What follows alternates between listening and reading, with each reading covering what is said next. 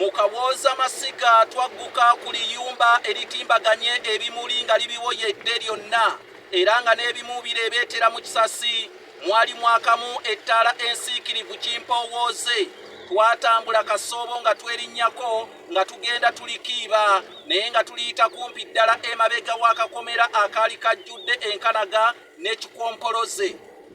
Nga bwekiise eriyumba eryo mu bwanga twalengera abajasi abajapaani babiri nga boogera biwanvuwanvu.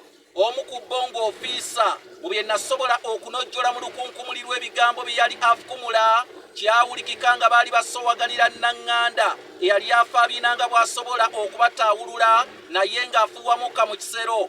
Twayimirira mu kakuukuulu nga mpaawo anyega ne tugabayegeka.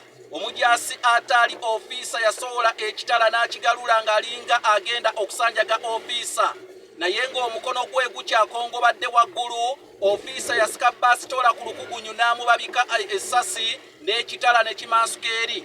Omukazi yabikka engalo ze ku mumwa n'abaaluuka nnyo nga n'amaaso mu kiwanga tasigazzaamu ng'afunyeeko era awambaatidde oluveera lw'ekiteeteeyi kye yatyagira ne yeevumba ennyumba.